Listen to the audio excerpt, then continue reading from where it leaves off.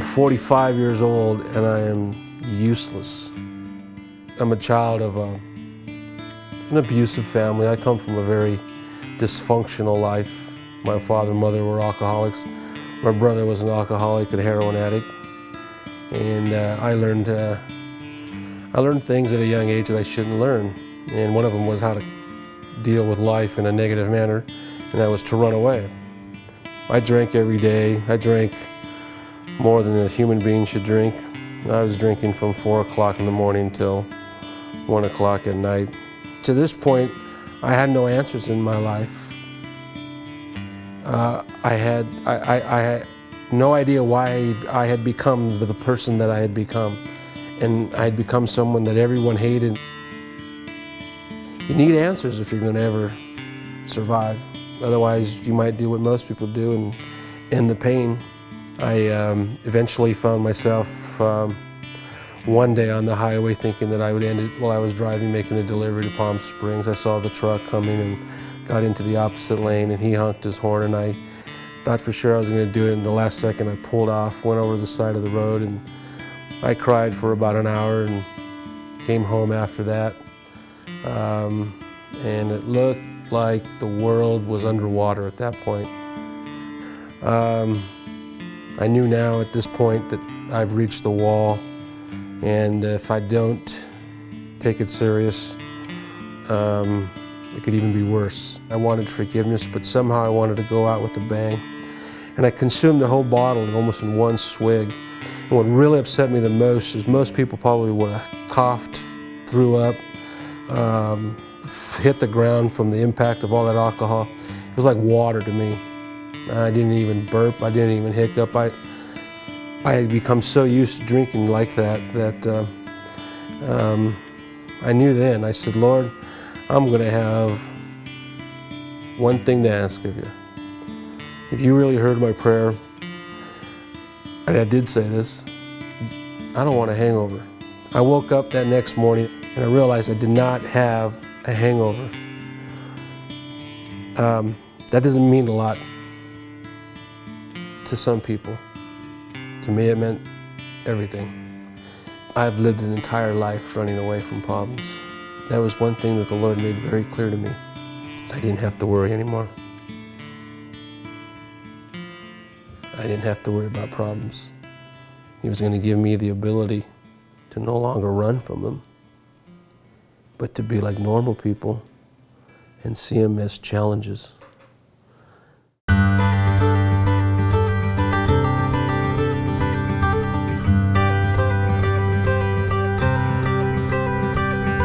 I was 15 years old, I think, somewhere around there.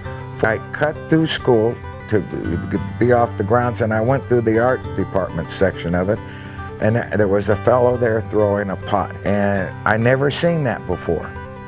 And I went inside, and I was,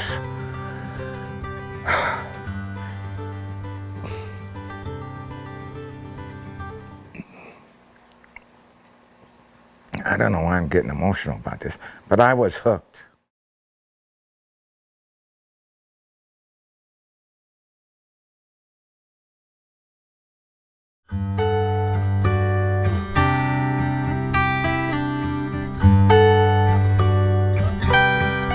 Have something to look at when you're all done and have it almost look just like it did in your brain.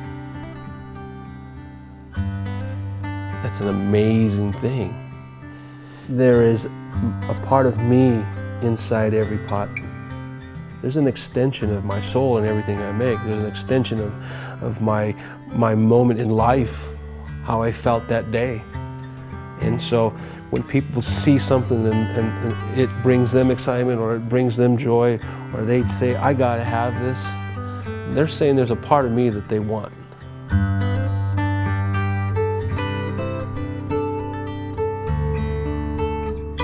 I would take my stuff to Palm Springs, and I thought people needed my pottery. But when people would look at what I was selling, all they would talk about were the plants that I put in the pots. There was no recognition of the fact that I made those pots. We do powwows as vendors.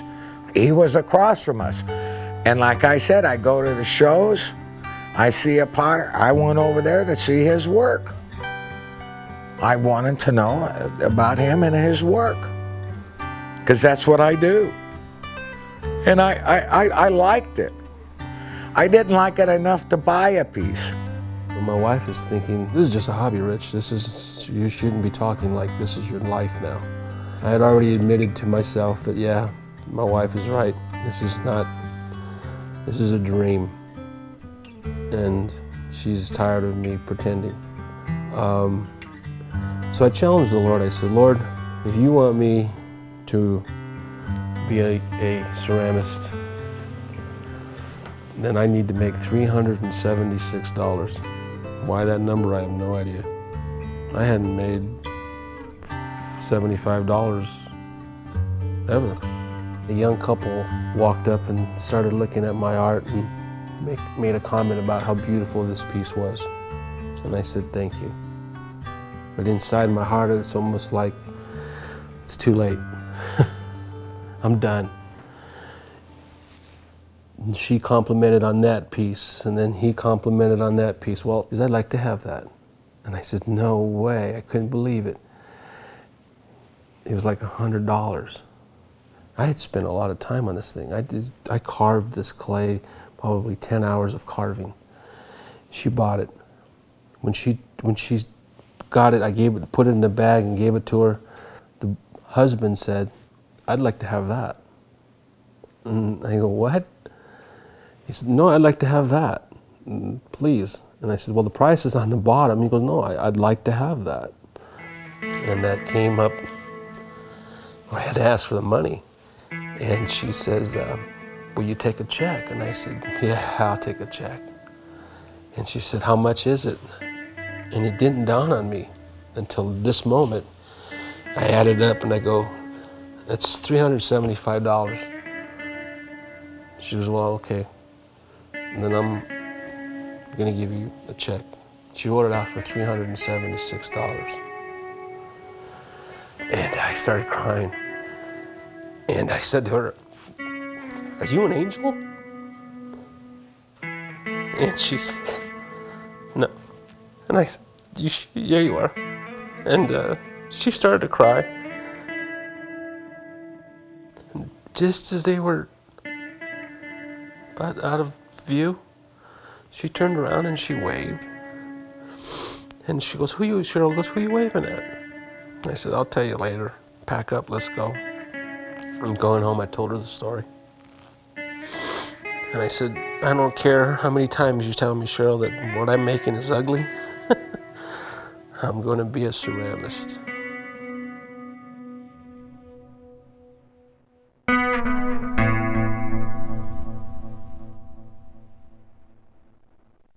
When I got hired at Chafee, I already had a pretty good idea of what college students were about. A lot of the response, was to get by, kind of like take the class and get by. But other people came with already formed ideas of what they wanted to do. And all I had to do was get out of the way and encourage them and help them out the best I could with the technique and the equipment and all of that kind of stuff. I said, I want college, but I'm scared. After all these years of drinking and smoking, I didn't know if I had a brain cell left. I could hardly complete a sentence anyway back then. I stammered with words. The thing about Rich is that he already knew what he wanted to do, which is amazing for people like us.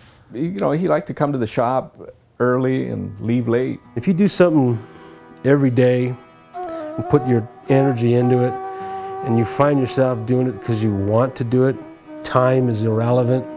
You're 1 minute in the morning beginning the clay, and the next thing you know, your wife's asking you, it's time to go to bed. You're throwing in some positive energy because time is irrelevant. He's always working, always going. He's still enthusiastic.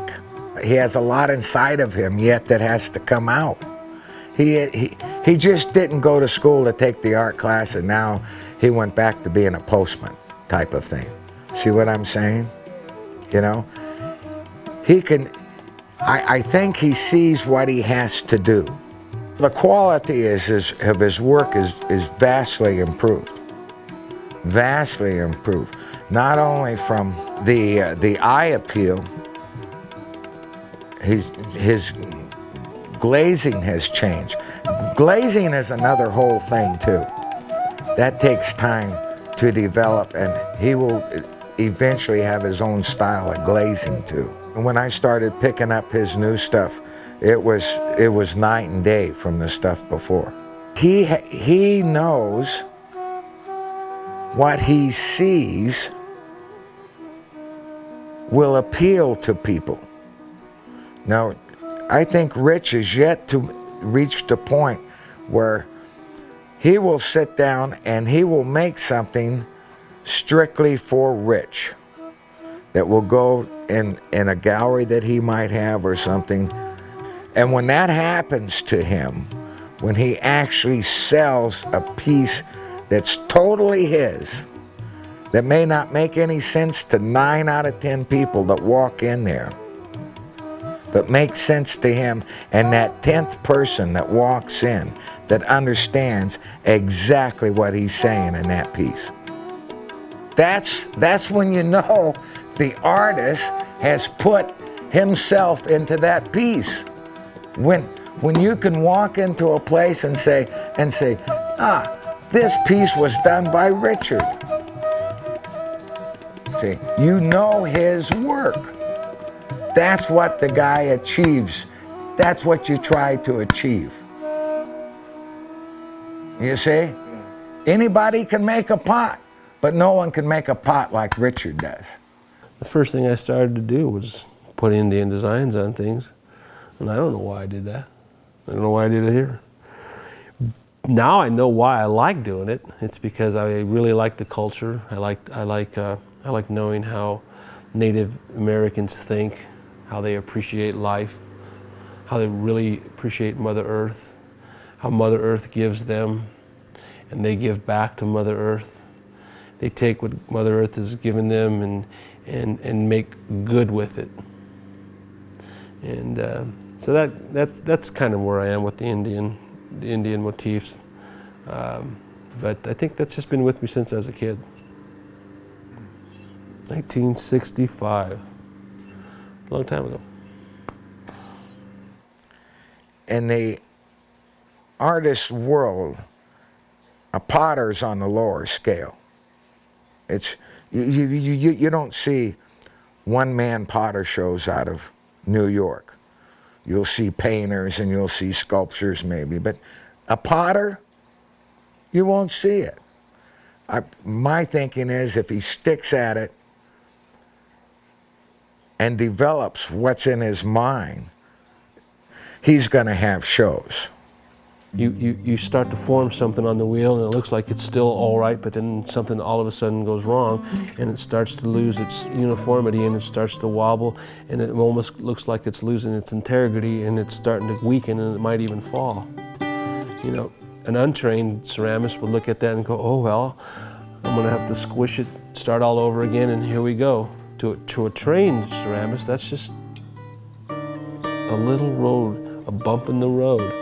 Because I'm way ahead of the curve. I'm in this accelerated program. I'm learning new techniques, and my art's changing like every 6 months. I'm going from where I was at the last powwow to looking completely different at the next powwow. There is an element in clay and making pottery where it's a creation story. And you are taking dirt and you're making something beautiful, like God did with us. He took dirt and He made something very beautiful.